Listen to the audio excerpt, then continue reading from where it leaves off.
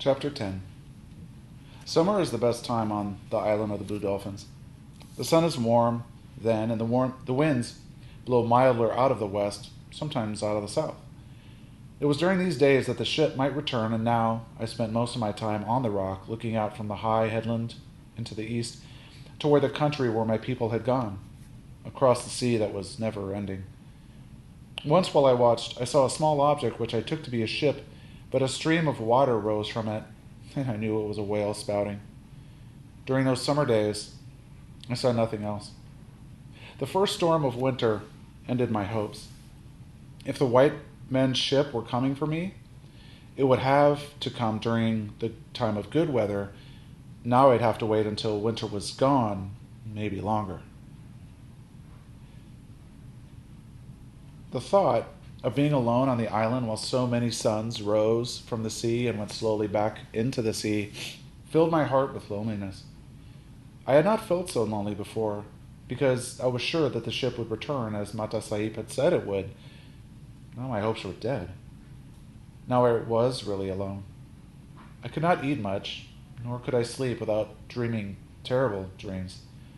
The storm blew out of the north, sending big waves against the island, and wind so strong I was unable to stay on the rock. I moved my bed to the foot of the rock, and for protection, kept a fire going throughout the night. I slept there 5 times. The first night the dogs came and stood outside the ring I made by the fire. I killed 3 of them with arrows, but not the leader, and they did not come again. On the 6th day, when the storm had ended, I went to the place where the canoes had been hidden, and I let myself down over the cliff. This part of the shore was sheltered from the wind, and I found the canoes just as they had been left. The dried food was still good, but the water was stale, so I went back to the spring and filled a fresh basket. I decided, during the days of the storm, when I had given up hope of seeing the ship, that I would take one of the canoes and go to the country that lay toward the east. Now I remember how Kimki, before he had gone, had asked the advice of his ancestors who had lived many ages in the past, who had come to the island from that country, and likewise the advice of Zuma, the medicine man, who held power over the wind and the seas. But these things I could not do, for Zuma had been killed by the Aleuts, and in all my life I had never been able to speak with the dead. Many times I had tried. Yet I cannot say that I was really afraid as I stood there on the shore. I knew that my ancestors had crossed the sea in their canoes, coming from that place which lay beyond. Kimki, too, had crossed the sea.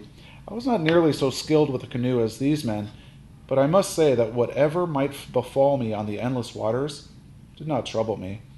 It meant far less than the thought of staying on the island alone, without a home or companions, pursued by wild dogs, where everything reminded me of those who were dead and those who had gone away.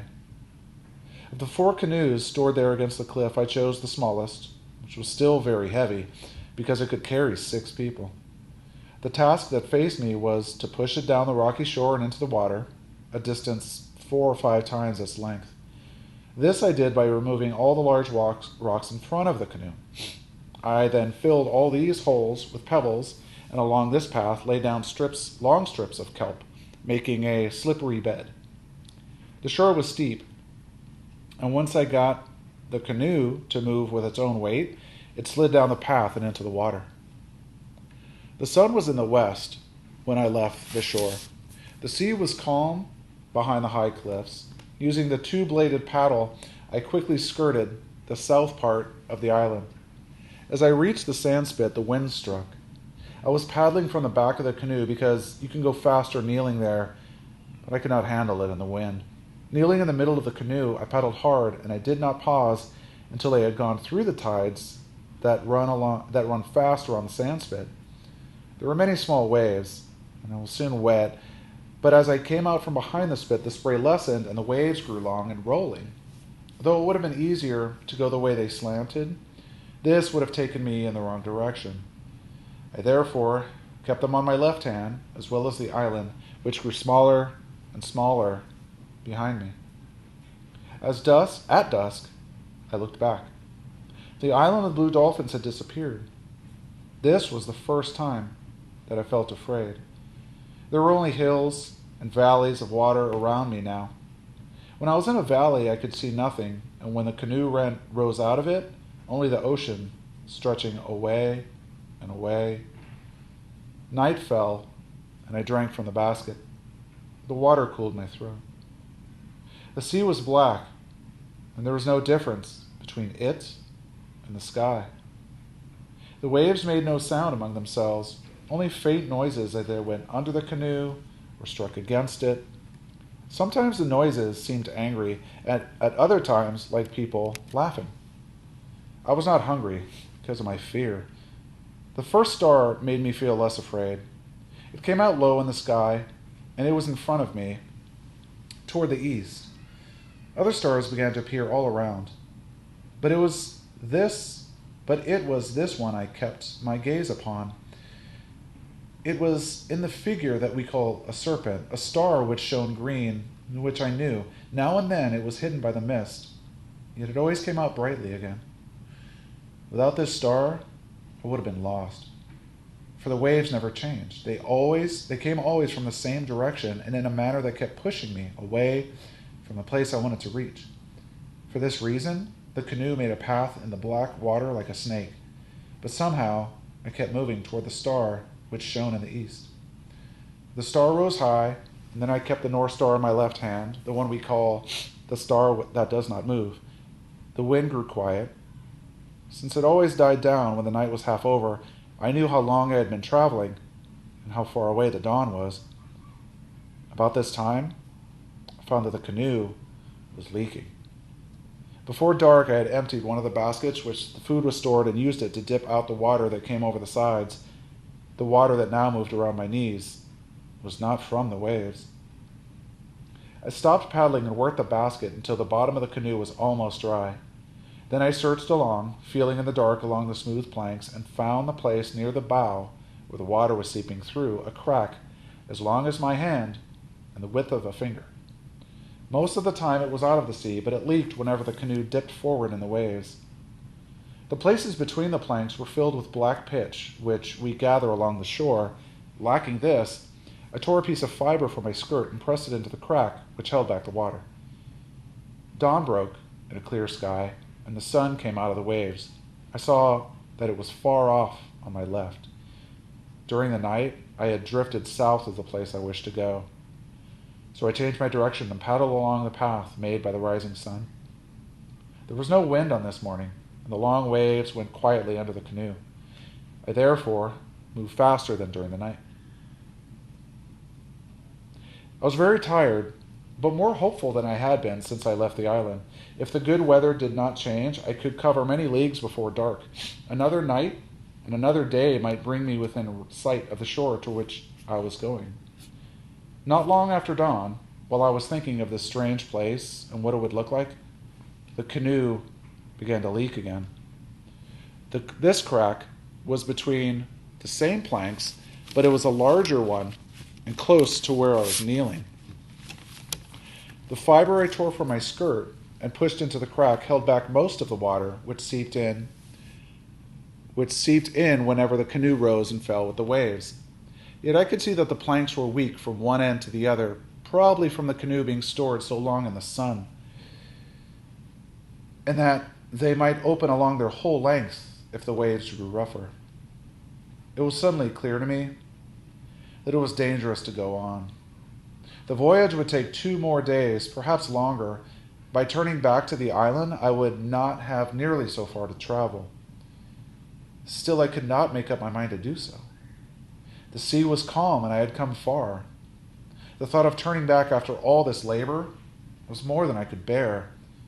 Even greater was the thought of the deserted island I would return to, of living there alone and forgotten. For how many suns and how many moons? The canoe drifted idly on the calm sea while these thoughts went over and over in my mind. But when I saw the water seeping through the crack again, I picked up the paddle. There was no choice except to turn back toward the island. I knew that only by the best of fortune would I ever reach it. The wind did not blow until the sun was overhead. Before that time, I covered a good distance, pausing only when it was necessary to dip water from the canoe. With the wind, I went more slowly and had to stop more often because of the water spilling over the sides. But the leak did not grow worse. This was my first good fortune. The next was when a swarm of dolphins appeared.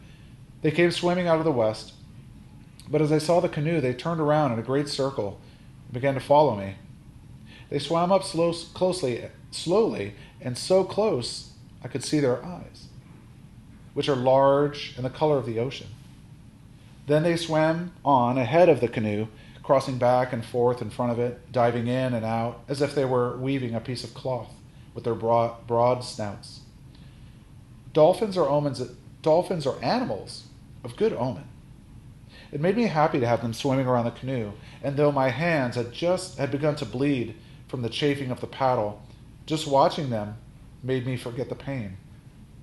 I was very lonely before they appeared, but now I felt that I had friends with me and did not feel the same.